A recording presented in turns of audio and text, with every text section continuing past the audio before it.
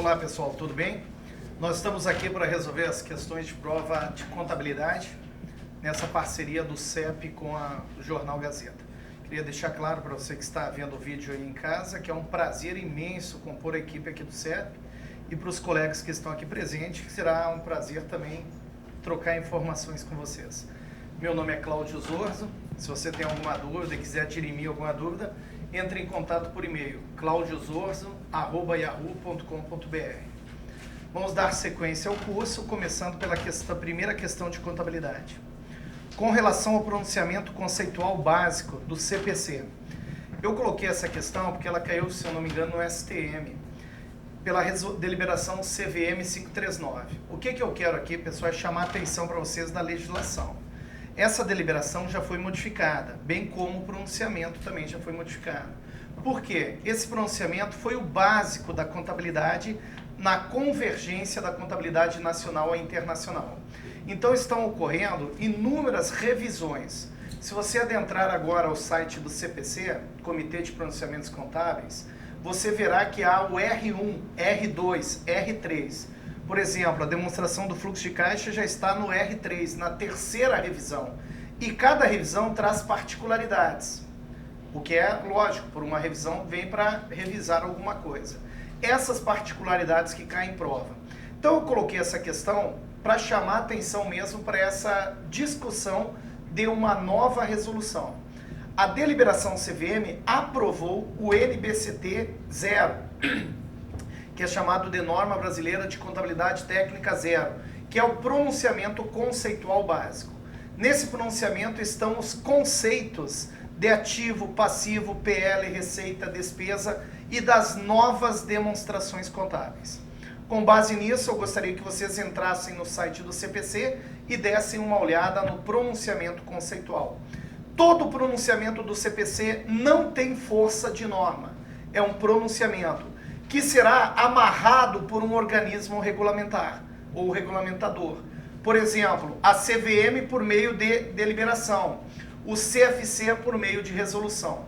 Então guardem que os pronunciamentos do CPC não têm característica de normas, mas sim de pronunciamento, de falar sobre um assunto contábil. A estrutura conceitual das demonstrações contábeis da entidade visa auxiliar os seus usuários na interpretação de informações preparadas em conformidade com os pronunciamentos técnicos do CPC. Certíssimo, é isso que eu acabei de falar. Ela visa auxiliar, não há uma determinação. A determinação é dada pelo organismo regulamentador, CFC, CVM, Bacen, SUSEP e aí por diante. Normalmente são autarquias. São usuários das demonstrações contábeis citados na estrutura conceitual. A revisão da estrutura inicial transformou os usuários em usuários primários e usuários secundários. Os usuários primários, pessoal, são os investidores e os investidores potenciais. São aqueles acionistas e aquelas pessoas que querem investir na empresa. Se há o usuário primário, por uma inferência, por uma dedução, há o usuário secundário, que são todos os demais. Eu gostaria de chamar a atenção para vocês que o pronunciamento deixa claro o seguinte: as informações são para os usuários primários, que são os investidores e os credores por financiamento. Os investidores e os credores por financiamento. No entanto, meus amigos, não há restrição de que outras pessoas utilizem as informações apresentadas. Então, assim, essa assertiva continua correta. São usuários das demonstrações contábeis citadas na estrutura. Investidores, podem colocar aí, primário.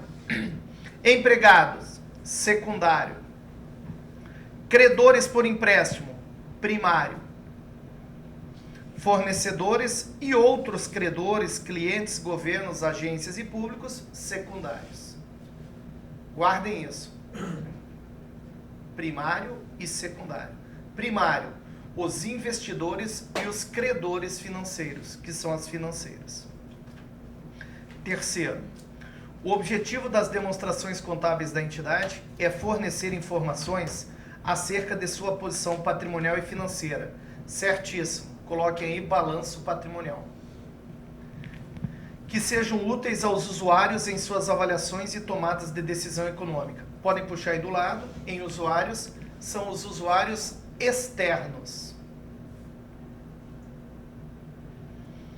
Segunda parte. As demonstrações contábeis não permitem medir o desempenho nem a mudança na posição financeira. Errado. Permitem medir desempenho por meio da DRE. DRE. Desempenho por meio da DRE. E mudança na posição financeira por meio da DFC. Desempenho é o resultado, tá, pessoal? E mudança na posição financeira é o fluxo de caixa. A fim de atingir seus objetivos, as demonstrações contábeis devem ser preparadas em conformidade com o regime de competência. Está errado. Regime de competência, o que importa é o fato gerador. Regime de competência, fato gerador. Regime de caixa, fluxo de dinheiro. Então está errado porque é com o regime de competência. Isso está no artigo 177 da Lei 6.404. Segundo esse regime, os efeitos das transações e os outros eventos são reconhecidos quando são recebidos ou pagos. Essa segunda parte está correta de acordo com o regime de caixa. De acordo com o regime de caixa. Próximo. A prudência estabelece que, para ser confiável, a informação constante das demonstrações contábeis deve ser completa, dentro dos limites de materialidade e custo. Uma omissão pode tornar a informação falsa ou distorcida e, portanto, não confiável e deficiente em termos de sua relevância. Está errado pois não atende à prudência, mas sim à representação fidedigna. Podem colocar aí, a representação fidedigna estabelece. A representação fidedigna. Segunda questão. Com base nos pronunciamentos contábeis emitidos pelo CPC, julgue as assertivas.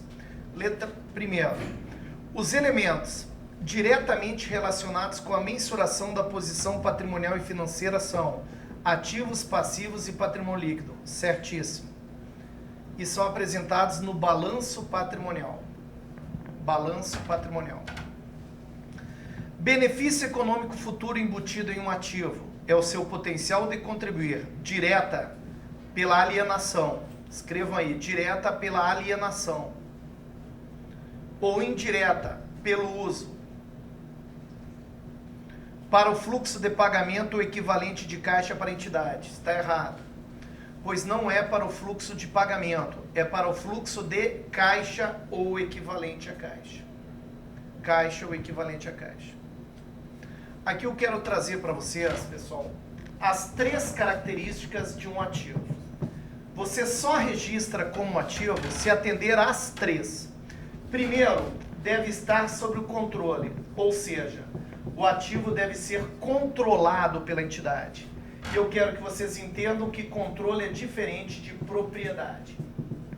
Então hoje, pessoal, um ativo não precisa ser de propriedade da empresa. Deve estar sob o controle. Isso aqui é muito utilizado no leasing financeiro.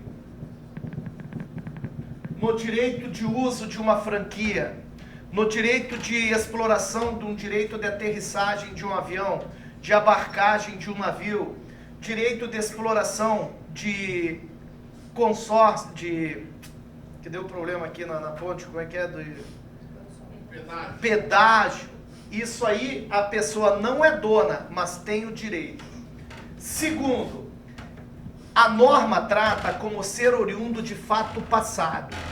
Para algo ser oriundo de fato passado, deve ter sido identificado e mensurado, quantificado. Então deve estar sob o controle da empresa, não precisa ser de propriedade. Identificado e mensurado. E por fim, provavelmente. Não quer dizer que venha, provavelmente vai gerar benefício econômico futuro.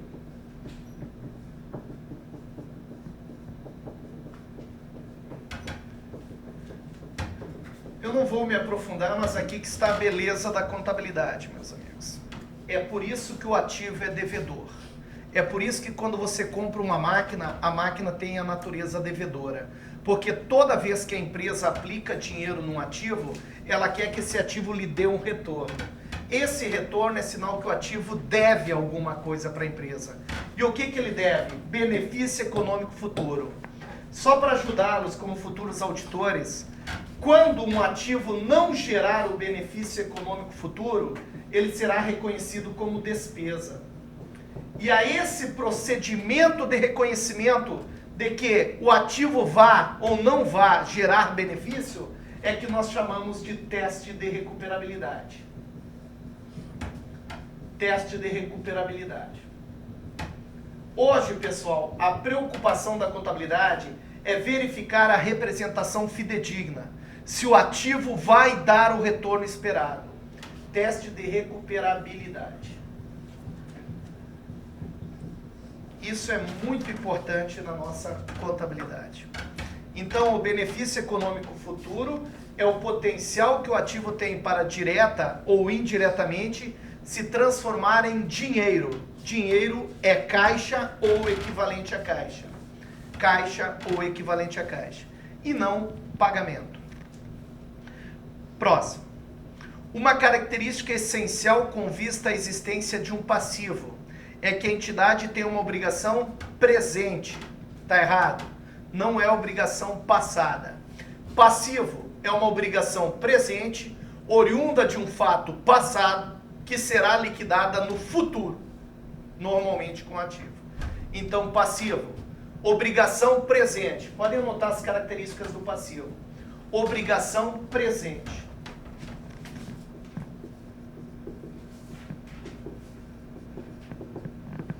Passivo é uma obrigação presente, oriunda de um fato passado. Se foi um fato passado, foi identificado e mensurado. Se não for identificado e nem mensurado, não é passivo. Nós veremos que daí será considerado um passivo contingente. Passivo contingente é divulgado em nota explicativa. Não entra na característica de passivo. Então é uma obrigação presente, é identificado e mensurado e será liquidada no futuro. Essas são as características de um passivo. Cuidado que o CESP cobra muito isso como obrigação passada ou obrigação futura. Passivo é uma obrigação presente. Receitas são aumentos nos benefícios econômicos durante o período contábil, sob a forma de entrada de recursos, de aumento de ativos ou de diminuições de passivos, que resultam em aumentos do patrimônio líquido e que não sejam provenientes de aporte dos proprietários. Certíssimo. Receita, meus amigos, tem uma frase que eu gosto de passar, que faz parte da teoria claudiana. A teoria claudiana é a teoria criada pelo professor, que você compreende por mnemônicos. Aí a teoria claudiana diz o seguinte, ó, toda receita aumenta o PL, mas nem todo aumento do PL é uma receita. Anotem isso. Toda receita aumenta o PL, mas nem toda receita... toda receita aumenta o PL, mas nem todo aumento do PL é uma receita. Um exemplo claro é o aporte de capital, a reserva de capital, o ajuste na avaliação patrimonial positivo.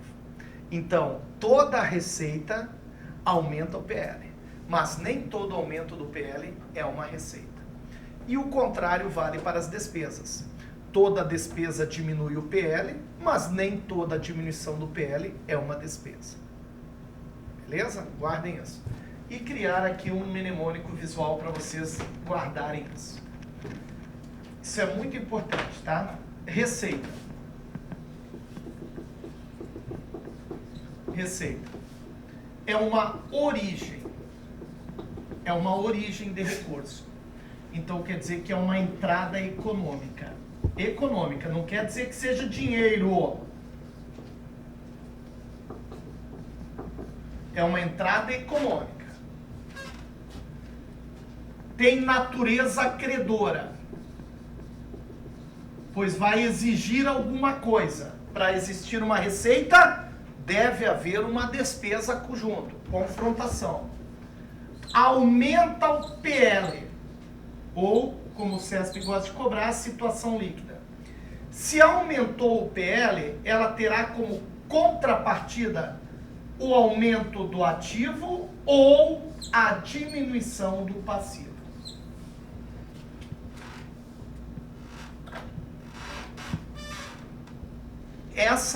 Essas são as características de uma receita segundo o pronunciamento. É uma origem, tem natureza credora, aumenta o PL ou a situação líquida, por consequência vai aumentar o ativo ou diminuir o passivo. Visualmente, na estrutura, quem fizer um curso comigo vai aprender a resolver questão de prova assim. Você vai entender que a receita tem esse impacto. Ela deixa a empresa mais rica economicamente, com isso vai aumentar o ativo ou diminuir o passivo. A despesa é o contrário.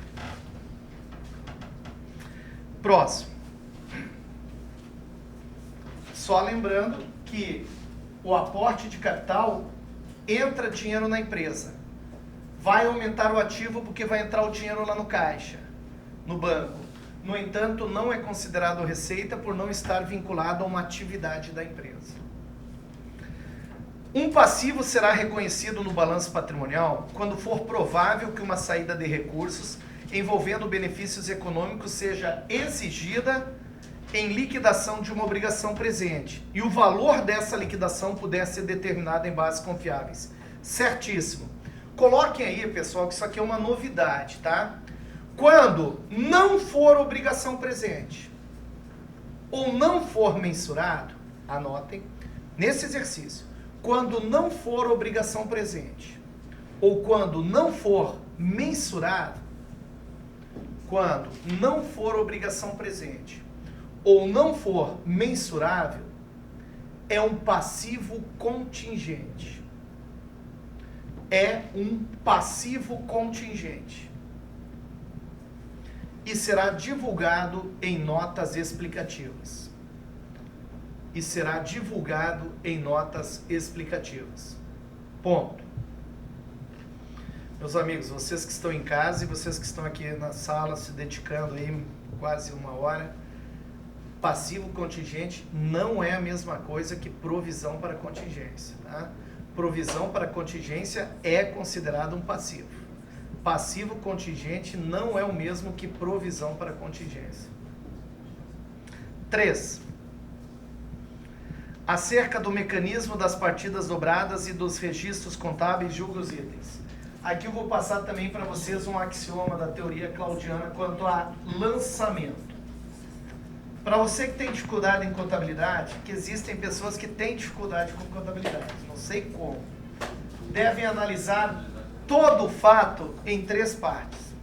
Primeira parte, identificar as contas. Identificar as contas envolvidas. Está aí o mnemônico da teoria claudiana para o lançamento. Depois você vai classificar a conta.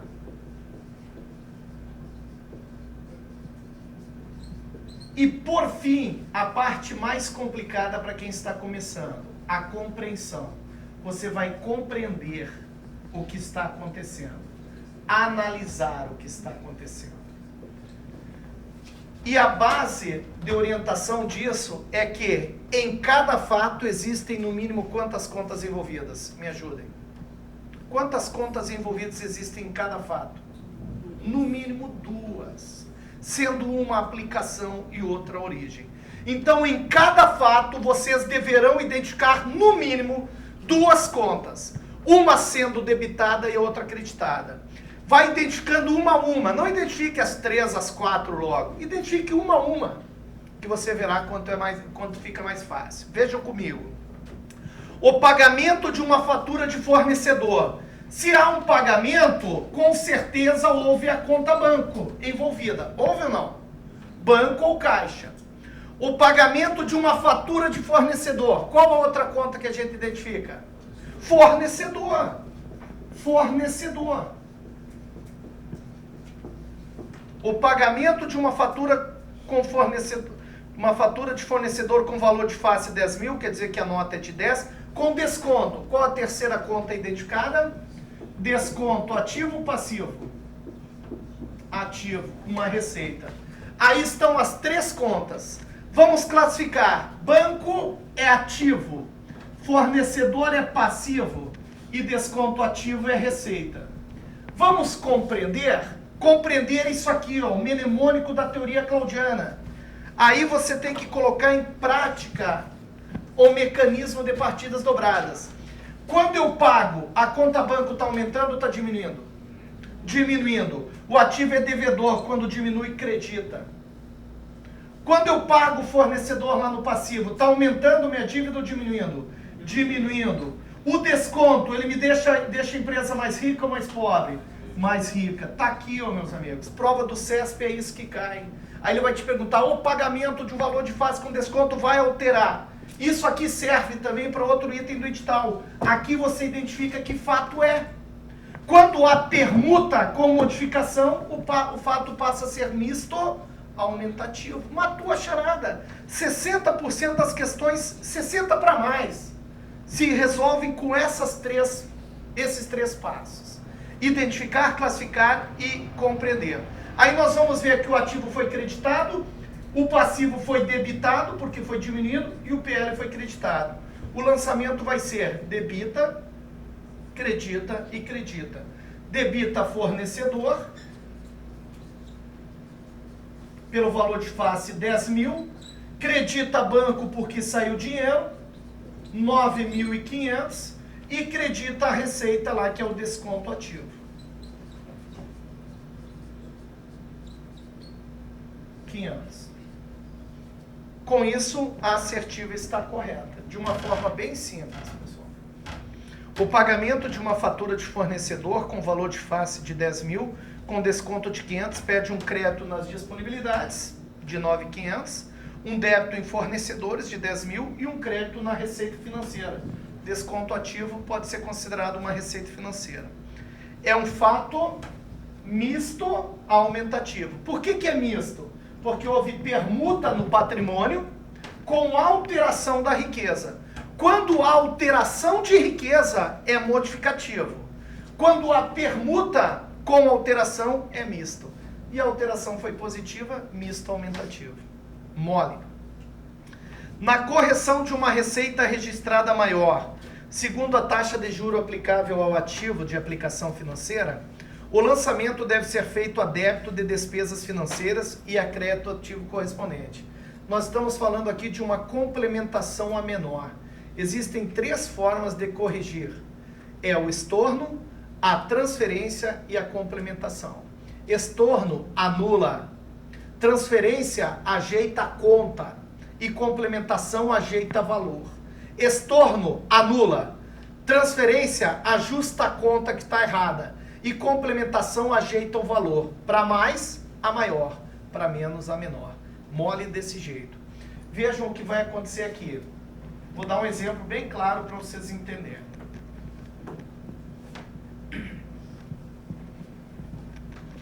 A contabilidade não é difícil. Difícil é responder questão de prova, viu, galera? Fiquem espertos. Vamos dizer que a empresa tem uma poupança. Que ocorreu aqui uma poupança de R$1.000. Fez o seguinte registro: reconhecimento dos juros. Vejam, identificar poupança e receita. Nós vamos debitar poupança porque está aumentando.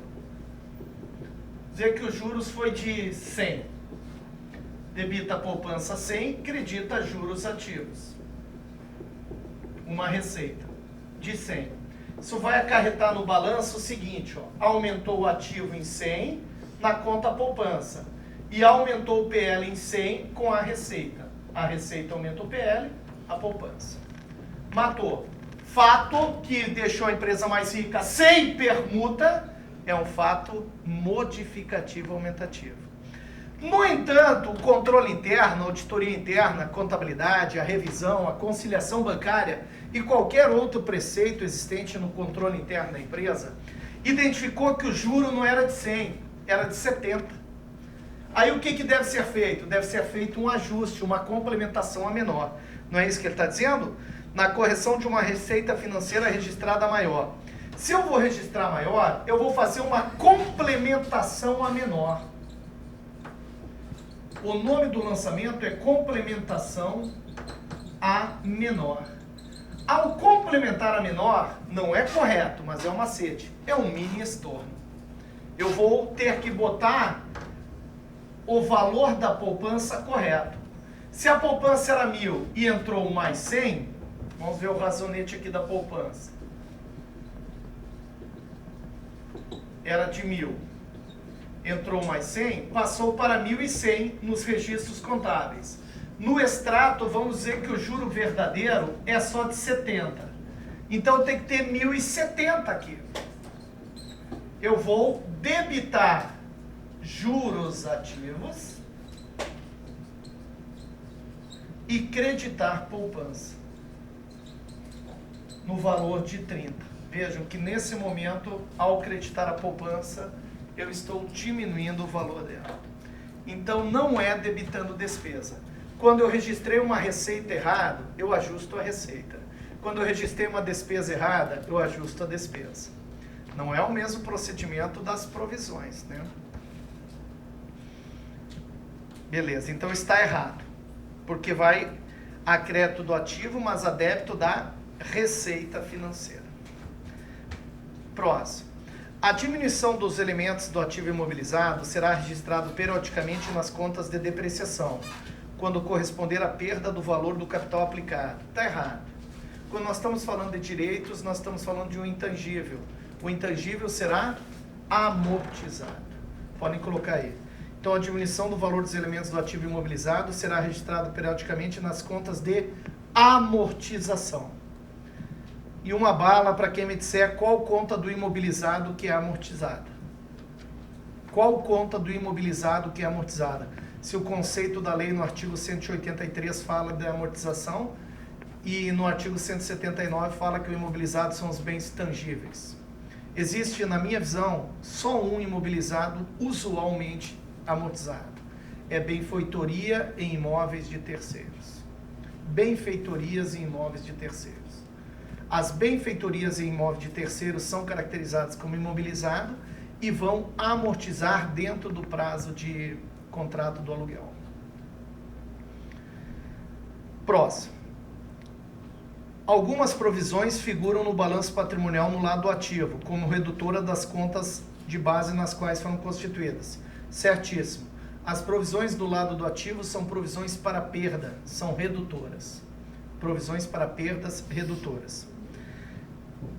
Em caso de reversão de determinada provisão retificadora no período de apuração seguinte ou da constituição da mesma, a empresa deve constituir nova provisão. Errado. Toda provisão, anote uma frase que também faz parte da teoria claudiana. Essa frase é muito importante para você que está em casa. Você vai responder umas 5, 6 questões de prova só com essa frase. É o seguinte: toda provisão tem natureza credora. Toda provisão tem natureza credora. Toda provisão tem natureza credora. E como contrapartida, uma despesa. Toda provisão tem natureza credora e como contrapartida, uma despesa.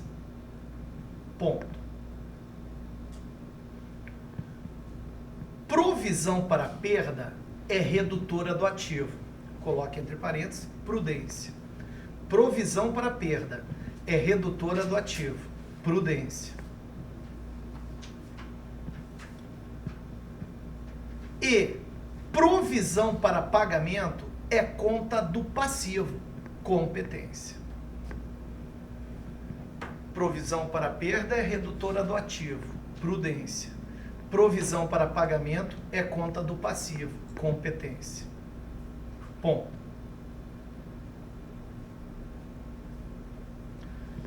E para terminar, que responde essa questão, a reversão da provisão será em contrapartida de uma receita.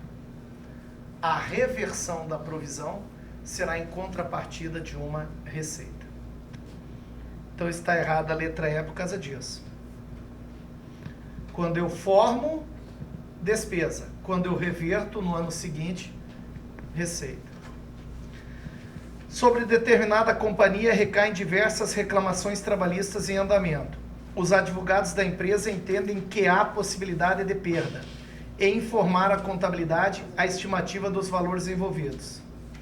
Os registros contábeis devem, em obediência ao princípio da prudência, registrar tal valor na conta de provisão para contingências trabalhistas. A crédito. Certíssimo.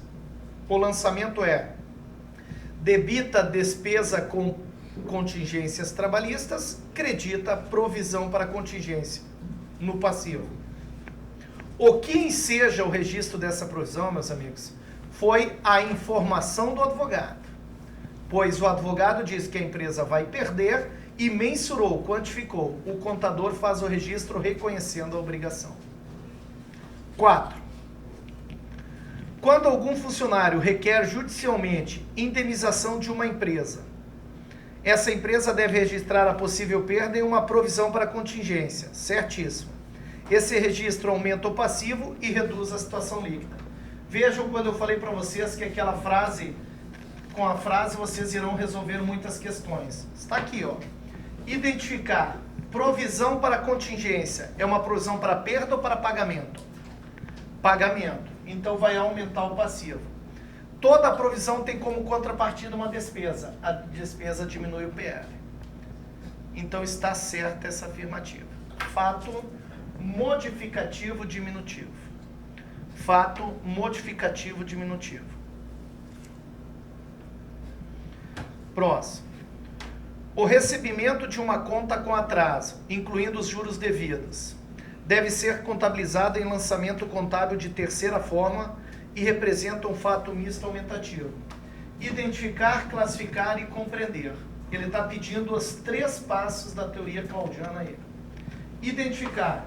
Recebimento de uma conta com atraso. Se houve recebimento, entrou dinheiro no caixa. Se houve o recebimento de uma conta, nós temos contas a pagar ou a receber? A receber. Se houve juros com atrasos, nós temos uma despesa ou uma receita? Uma receita, chamada juros ativos. Chamada juros ativos. Aí estão as 3 contas. Identificamos. Caixa é um ativo. Ativo tem natureza devedora, quando aumenta, debita. Contas a receber é um ativo. Ativo tem natureza devedora, quando diminui, credita. Juros ativos é uma receita. Receita tem natureza credora. Quando aumenta, credita. Nós temos aqui 1, 2, 11, primeira fórmula. 12, segunda fórmula. E o fato é um fato que vai aumentar o dinheiro no caixa, vai diminuir a duplicata a receber e vai aumentar o PL. Permuta com modificação. Fato misto aumentativo. Então o fato é misto aumentativo. Mas a assertiva está errada porque é um lançamento de segunda fórmula. Primeira fórmula, macetezinho 11. Uma conta debitada e outra creditada. Segunda fórmula, macetezinho 12. Uma conta debitada, 2 ou mais creditadas. Terceira fórmula, 21. 2 ou mais debitadas e uma creditada. E quarta fórmula, 22. 2 ou mais debitadas e 2 ou mais creditadas. Macete. Guardar. Macete, pessoal, não ensina a responder. Macete é para você lembrar do conhecimento. Ao registrar a despesa com fretes vinculada à aquisição de mercadorias para revenda, a empresa deverá incorporar o valor ao grupo das despesas operacionais, independentemente do pagamento, uma vez que o regime legal de escrituração de competência. Errado. Está errado por quê? Guarde uma outra frase da teoria claudiana interessante. Isso aqui vale muito também para as provas de acordo com o novo pronunciamento. Tudo que for gasto até a colocação em uso é custo. Tudo que for gasto até a colocação em uso é custo. Seja qual for o ativo. Tudo que for gasto até a colocação em uso é custo. Se comprou uma mercadoria, até colocar a mercadoria em condições de venda e de uso, é custo. Então, nesse caso, o frete é um custo e não uma despesa. Ágio na emissão de debêntures. Debêntures são denominados pela contabilidade financeira, senhores, de títulos de dívida. A empresa lança debêntures no mercado buscando capitalizar, ganhar dinheiro e vai resgatar essa debêntures normalmente a longo prazo, 8, 10, 12 anos. Existem as debêntures permanentes, que a empresa não resgata nunca, né? Então existem várias debêntures. Ágio é sempre um valor a maior, valor de face a maior, ágio, valor de face a menor, deságio. O ágio na emissão de debêntures será considerado uma origem de capital, certo? Sendo apresentado no patrimônio líquido como reserva de capital, errado. Antigamente, antes da Lei 11.638, em 2007, ágio na emissão de debêntures era reserva de capital. Atualmente, prêmio na emissão de debêntures é receita. Receita. Então, coloque aí, atualmente é receita. E o deságio é uma despesa. Então, atualmente, prêmio na emissão de debêntures é uma receita, deságio na emissão de debêntures é uma despesa. Respeitando o princípio da competência, pessoal. Isso aqui é uma coisa muito interessante, tá? Muito interessante. No meu livro eu coloco essa questão. Respeitando o princípio da competência. Por quê? Porque você tem que registrar de acordo com a ocorrência. Inicialmente, tanto o ágio quanto o deságio aparecem no passivo. O ágio como uma receita antecipada e o deságio como redutora da debênture emitida. E aí vai sendo apropriado como despesa no momento em que transcorrer o prazo da debênture. Estudem isso. Próximo. O registro da despesa antecipada de seguro será feita no ativo. Certíssimo. Despesa antecipada é um direito. Princípio da competência. Tal registro fundamenta-se na essência da operação. Um direito de seguro de apólice. Um direito da empresa de uso da apólice do seguro. Certíssimo. Só melhorando aqui que toda despesa antecipada é complementada pelo termo a vencer, a apropriar ou a diferir, tá? Toda despesa antecipada é complementada pelo termo a vencer, a apropriar ou a diferir. 5. Sobre a DLPA, demonstração prevista na Lei 6.404. Ela é prevista, tá? Está no artigo 176 da lei. Primeiro, apresenta o saldo do início do período? Sim. E o aumento de capital em espécie? Não. O aumento de capital em espécie é apresentado na DMPL. Aumento de capital em espécie é apresentado na DMPL. Apresenta as reversões de reservas de lucro e o lucro líquido do exercício? Sim. Tudo que tratou de lucro incide na DLPA. Apresenta as transferências para as reservas de lucro? Sim. Dividendos pagos? Sim, que o dividendo é pago a partir da conta lucro acumulado. Dividendos pagos. A participação dos lucros incorporado ao capital? Sim. E o saldo dos lucros acumulados ao final do período? Sim. Esse PA aí é participação dos lucros. A parte dos lucros incorporados, perdão. A parte dos lucros incorporados ao capital também. Então tá certo essa letra. Próximo. A DLPA não poderá ser incluída na DMPL. Errado. A DLPA poderá ser incluída na DMPL. Artigo 186 da Lei 6.404. A DMPL é obrigatória para sociedades anônimas de capital fechado. Está errado isso? Porque isso está no artigo 176, é a DFC.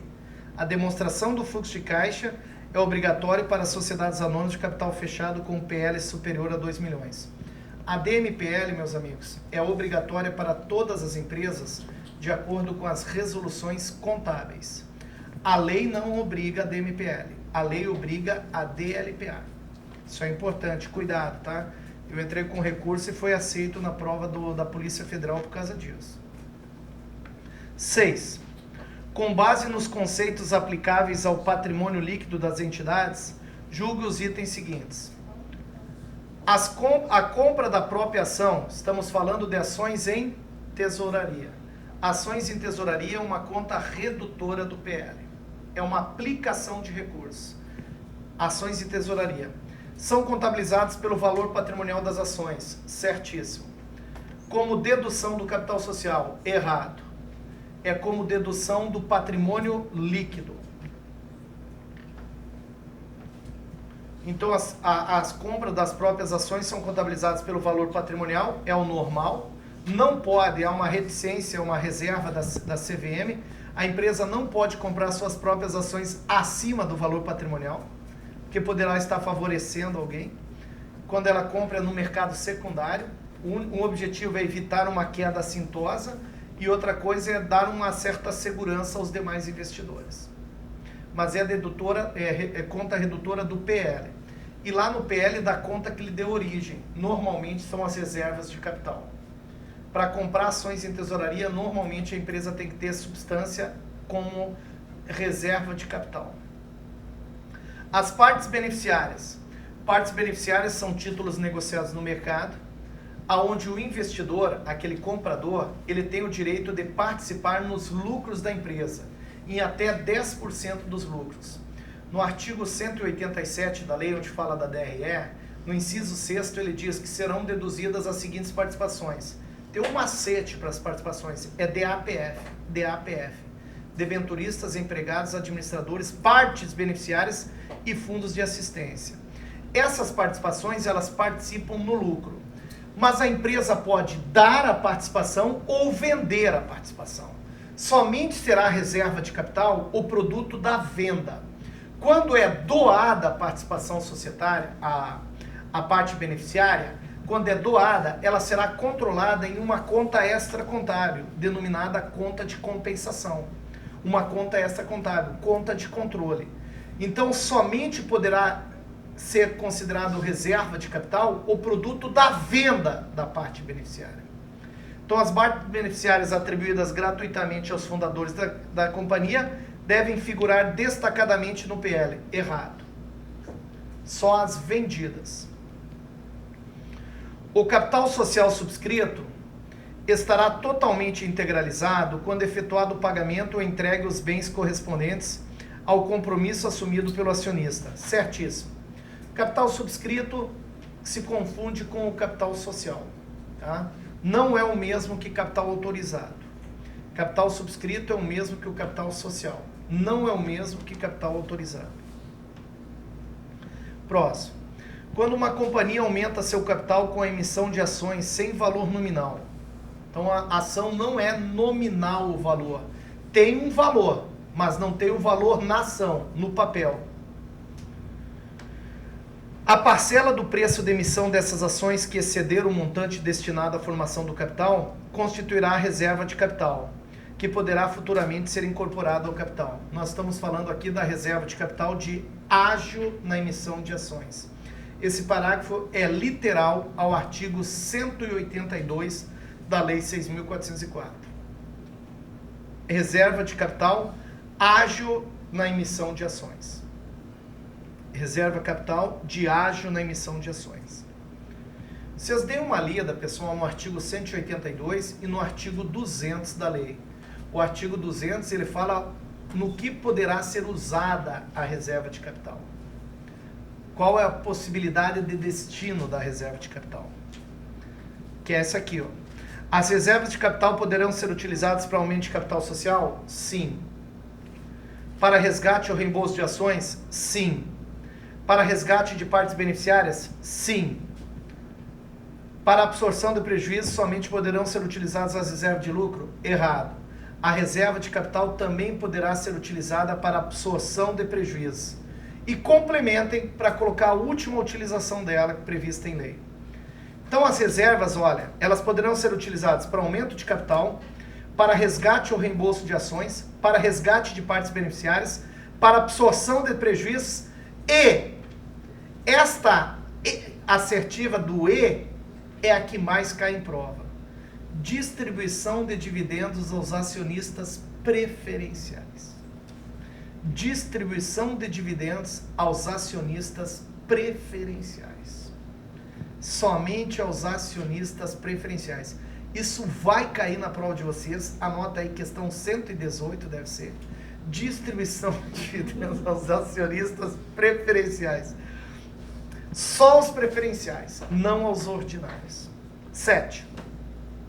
Considerando os princípios fundamentais de contabilidade e os conceitos referentes ao patrimônio, julgue os itens.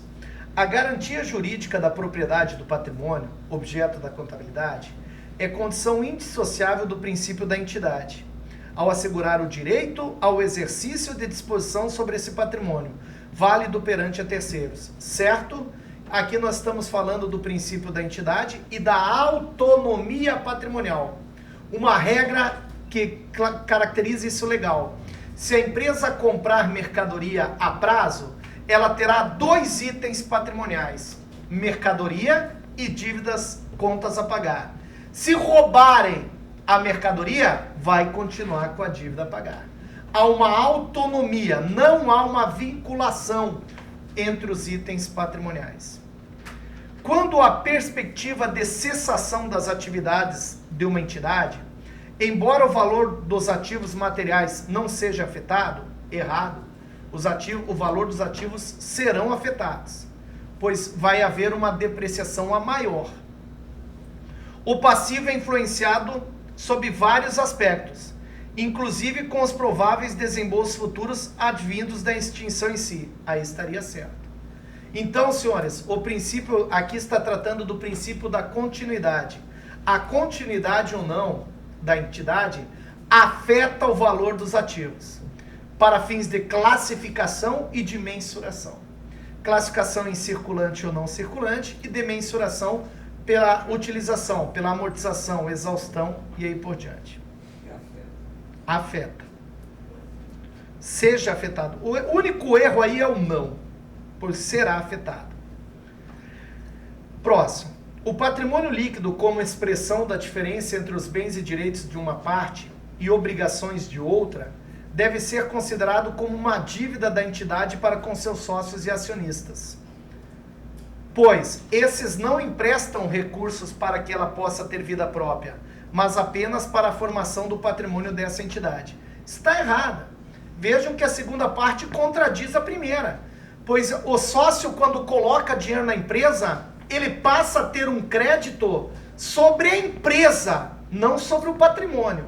E esse crédito é por meio de dividendos ou juros sobre capital próprio. Na lei, existe uma coisa que causa muito desconforto em prova. Está no artigo 180 da lei, dizendo que o passivo é composto pelo circulante, não circulante e o PL. Então, segundo a lei 6.404, o PL é parte integrante do passivo. No entanto, de acordo com as normas contábeis, o PL é um resíduo do patrimônio. Ativo menos passivo vai dar o PL. E quando um sócio coloca dinheiro na empresa, princípio da entidade, o dinheiro passa a ser da empresa.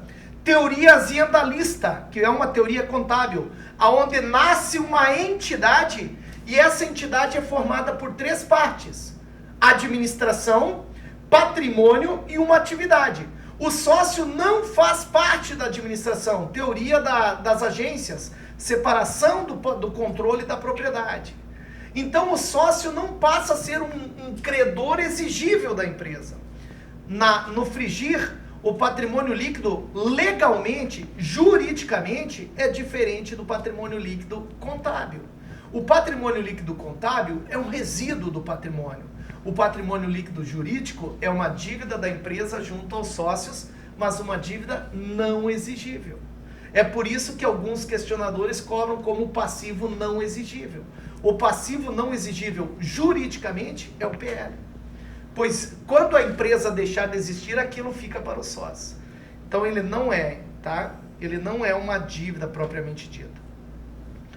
Enquanto o patrimônio compreende o conjunto dos recursos e aplicações de uma entidade, certíssimo, patrimônio bruto, vamos entender isso, tá?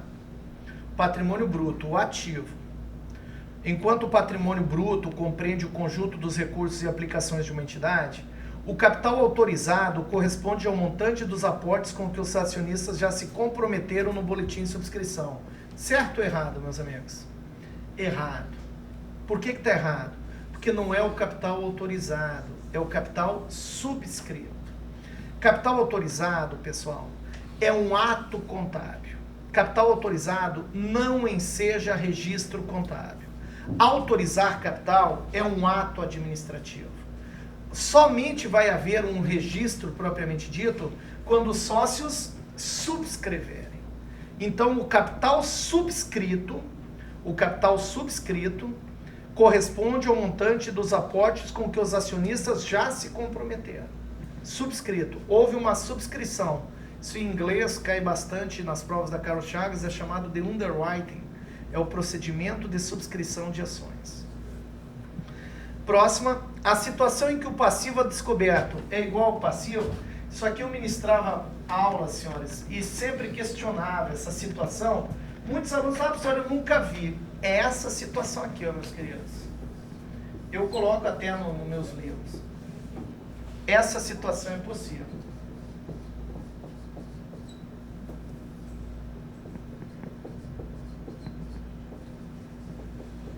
Não existe conta negativa. Nós vamos trabalhar muito isso nos cursos. Não existe conta negativa. Guardem isso. O que existe é a natureza da conta em relação ao patrimônio. Isso aí é que é a beleza da contabilidade. A natureza da conta em relação ao patrimônio. Pois o prejuízo ele é negativo. O prejuízo deu menos 100 de prejuízo? Não. Mas a natureza do prejuízo junto à riqueza da empresa é negativo. O prejuízo deixa o patrimônio negativo. Mas por que existe uma situação líquida negativa? Porque o patrimônio está numa equação não normal.